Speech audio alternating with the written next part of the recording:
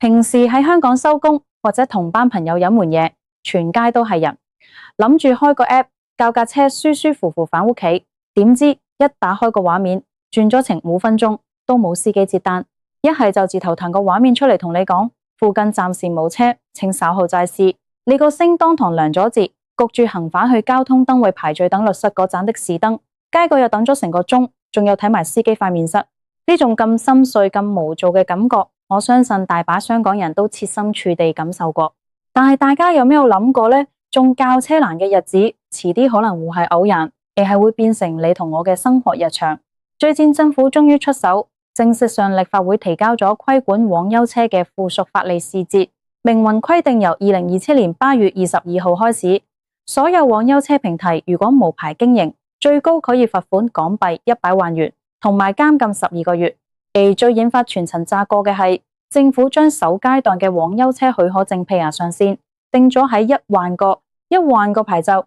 聽落好似好多，但係網約車平台同業者即刻出嚟拉警報，話依家全香港嘅活躍網約車數量遠遠唔止呢個數。如果一刀車加刑限制，埋單1萬個牌，分分鐘會引爆一場前所未有嘅網約車司機失業潮。到時市面交車嘅費用隨時要加價3成、4成甚至5成以上，更加有好多人質疑，兜咗咁大個圈，最後搞到市民同司機兩頭糊塗硬，背後最大嘅贏家會唔會又係嗰班手握幾百個的士牌坐喺度收租嘅的士牌主？而對於依家每日手握個盤賺驚食嘅現役網約車司機呢，1萬個牌又會唔會優先發俾佢哋？定係最後又會變成另一場權貴嘅金錢遊戲？要搞清楚呢個局，我哋先有猜者最核心，亦係最影響全香港打工仔基層利益嘅問題。呢1萬個配額上線，到底會唔會搞到成班網約車司機集體失業？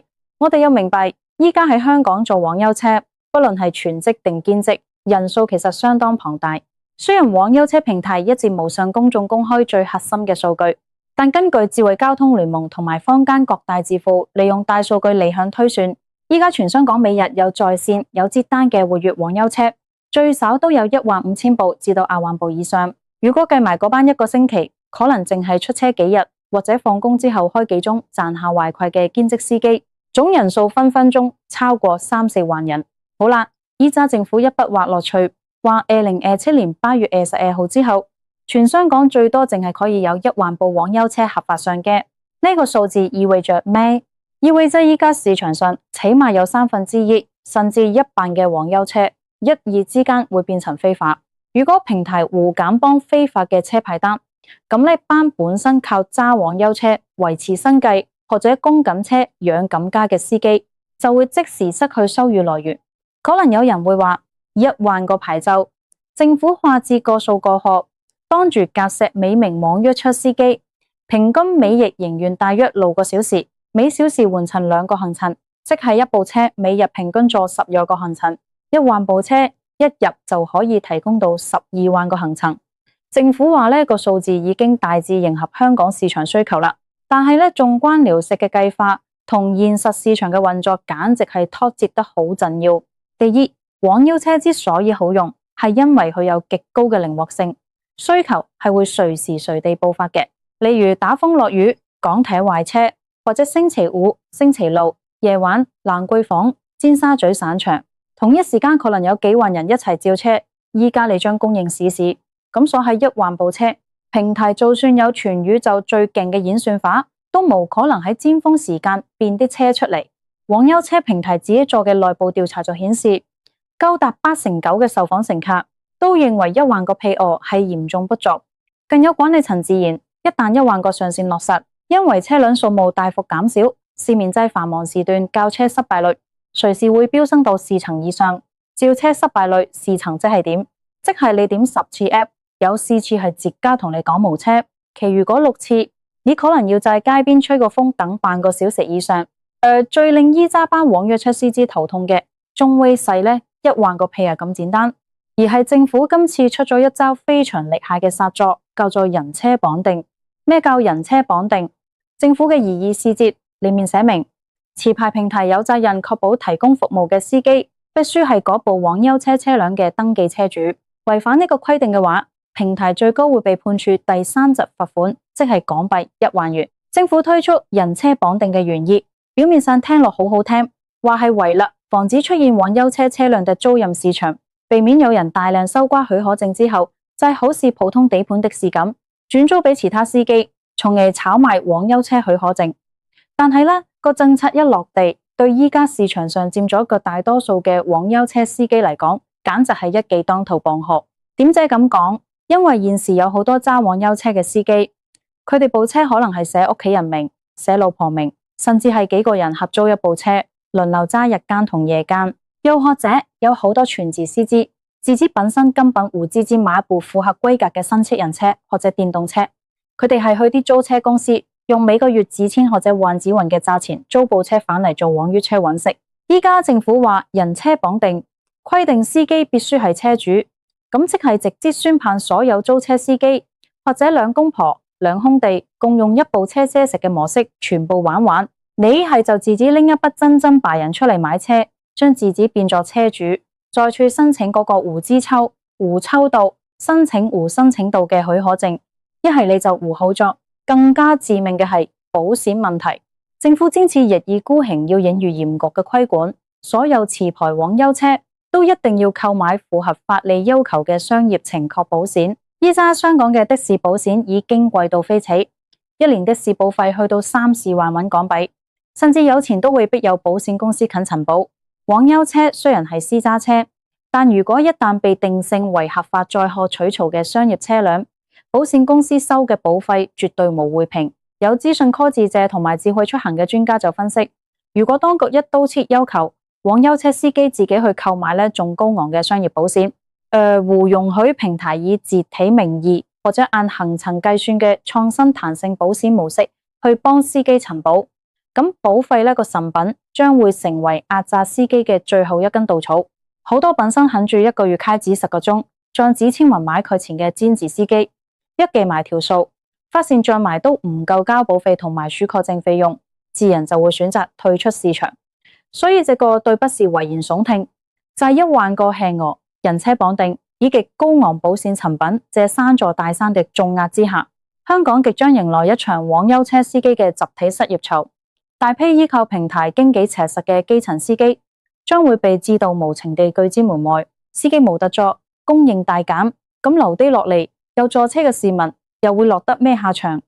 答案好簡單，就係有準備貼大錢坐車。只有學過資本經紀學嘅人都知道，價格係由供求關係決定嘅。當一戶千部車嘅需求被硬性限制到只有一萬部車可以提供服務，而市民嘅坐車需求冇減少到，甚至因為近年多咗旅客或者市民對點交通要求高咗而上升，咁唯一嘅結果就係價格飆升。現時網約車平台最核心嘅賺錢同調配手段就是動態加價機制。當某一個區域召車嘅人多，車輛少嘅時候，系統就會自動將車費乘上1.2倍、1.5倍、2倍甚至3倍。呢個機制嘅本意係用高車費去吸引附近其他區域嘅司機願意專登開車過嚟接單，從而增加供應。但如果依家全香港嘅網約車總數被封頂喺1萬部，做商平台點樣動態加價，全香港都唔會再有額外嘅車可以調過嚟，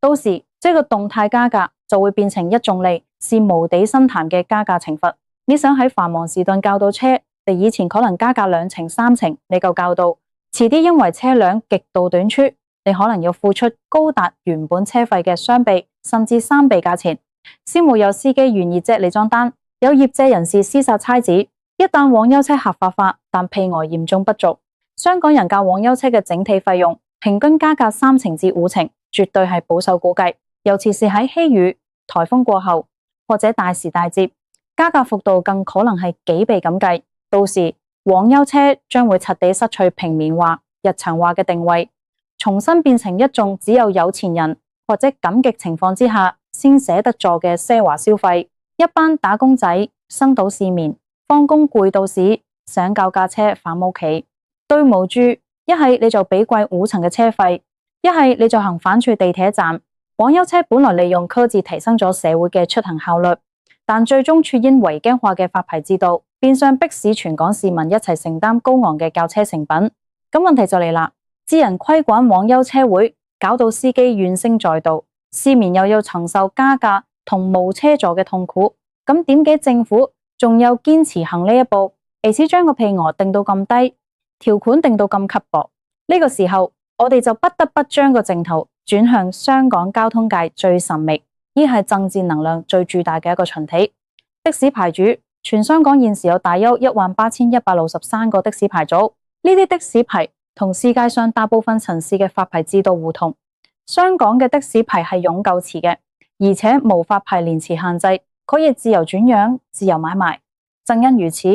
的士牌喺過去幾十年已經由一個單純嘅營運許可證，演變成一種極高投機價值嘅金融衍生工具，或者叫新城地產項目。喺幾年前的士牌價嘅高峰時，一個市區公的的士牌可以炒到處港幣720多萬元。雖然近年受到網優車嘅衝擊，加上整體經濟環境轉變，的士牌價已經跌咗護手，回落到大約300幾萬至10萬元左右，但依然係一筆天文數字。而最關鍵嘅係，全香港呢18000個的士牌，並唔係平均分散喺18000個勤勤懇懇嘅的士司機手上。相反，市場上大部分嘅的士牌都係集中喺少數嘅的士車行、的士大王或者家族式嘅牌組手上。有啲大牌主一個人或者一間公司名下就持有幾百個甚至上千個的士牌，佢哋自己根本唔會開車。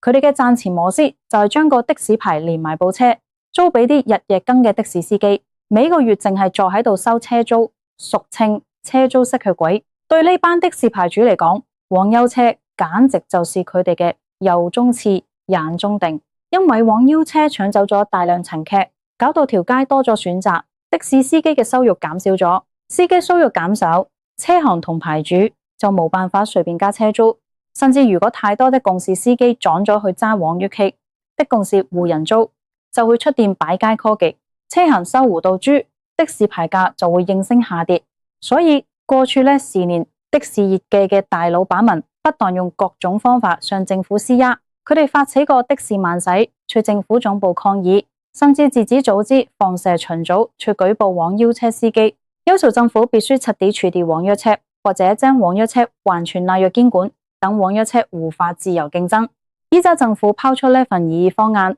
首階段先發1萬個牌，而且定下高昂嘅保險同車主綁定條款。這喺的士牌主眼裏，簡直就係一場期待已久嘅大勝仗。點解？因為1萬個網優車屁額完全無足以吹噓的士嘅壟斷地位。1萬部網優車，加上有一大堆嚴苛嘅營運限制，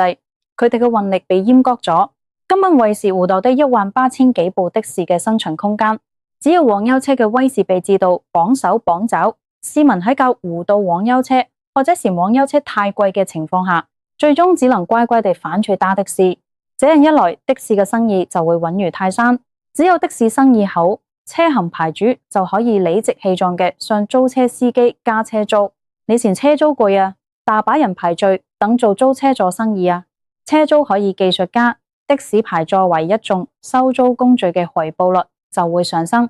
而隨之而嚟嘅就是的士牌價嘅止跌回升。所以在網約車發牌嘅政策陰影下，市民有違規車，兼職司機又失業，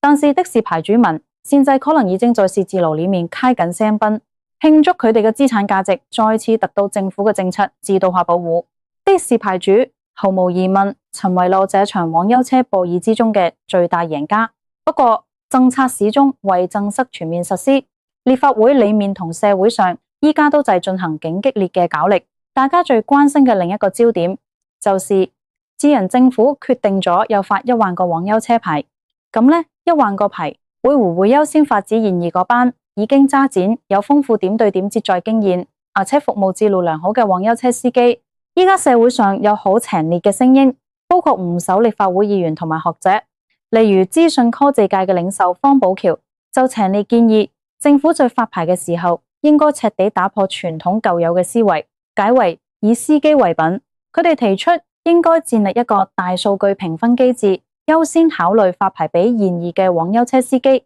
具體做法佢係咁樣：如果一個司機佢過去在網優車平台已經揸咗3-4年生意，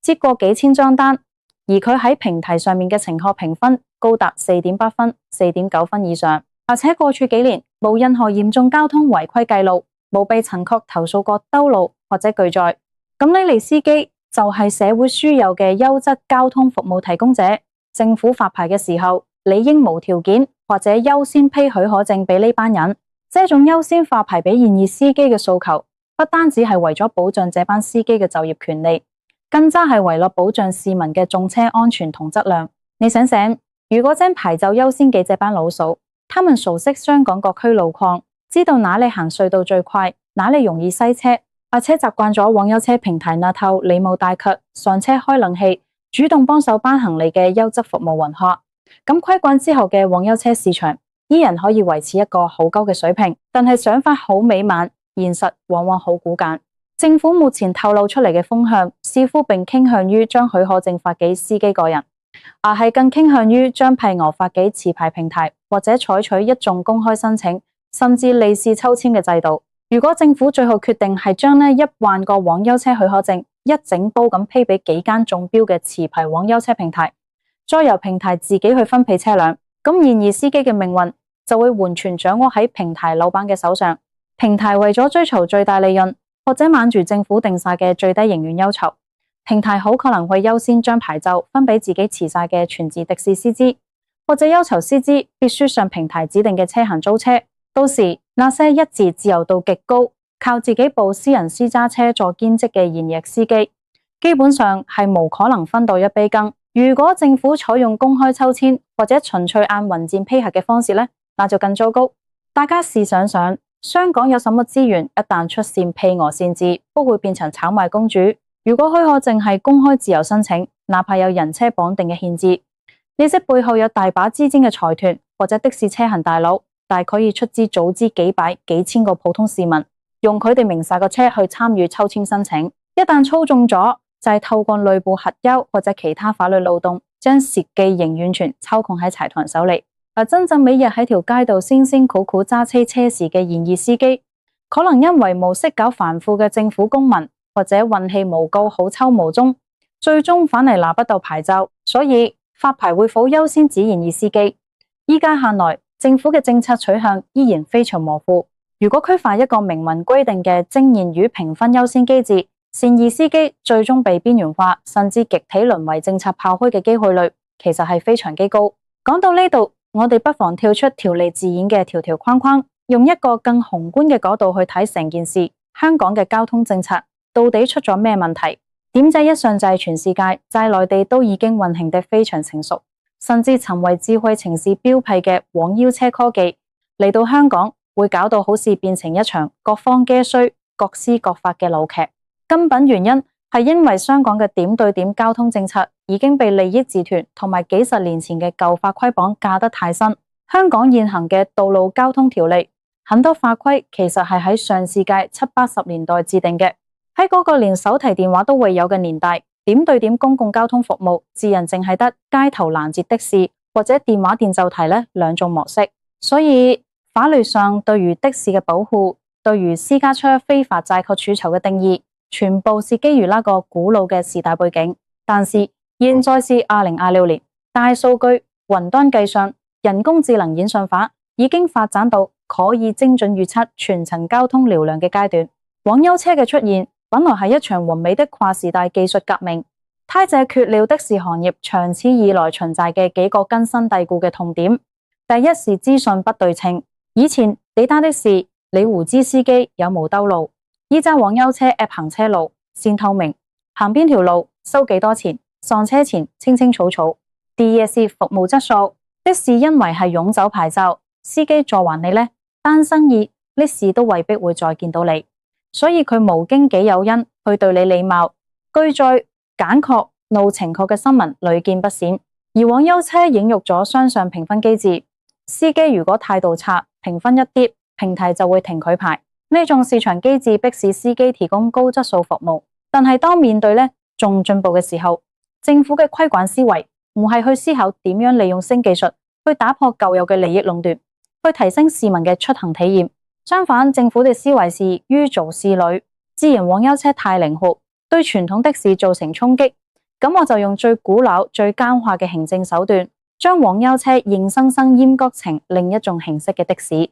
先至一萬個牌，人車綁定，長至高昂保險。即係政策嘅品質唔係為咗促進競爭，而係為咗安撫的士業界，為咗只救的士牌價跌勢嘅一種政治妥協。當眾政治妥協嘅代價，最終全部轉嫁咗俾全香港嘅普通市民。我們看到世界其他先進城市，例如新加坡，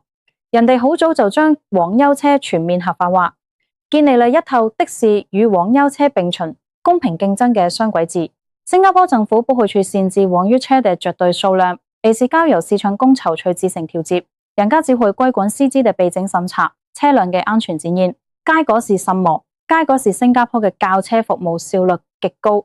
的士司機為咗競爭，亦主動提升服務質素，實現了真正嘅雙贏。反觀香港，首階段先發1萬個牌嘅方案，如果仍落地，未來嘅點對點交通市場可以預見將會一片混亂。在繁忙時段，市民打開手機，面對嘅將會是無止境嘅附近無車，或者令人望而卻步嘅三倍車費。當你無奈之下行返處路邊攔的士，你可能依然要面對部分劣跡的士司機嘅揀卡同拒載。而另一邊廂，成千上萬個本來靠自己部車、靠雙手勤奮笨食嘅黃優車司機，將會因為拿不到許可證或者負擔不起保費而被迫失業，轉行去送外賣或者做其他散工。社會勞動力被硬生生浪費。規管黃優車出發點本來應該是利民便民，以智慧交通推動城市發展，但依家這份即將審議修改嘅附屬法例細節，卻充滿了保護主義同埋僵化思維嘅影子。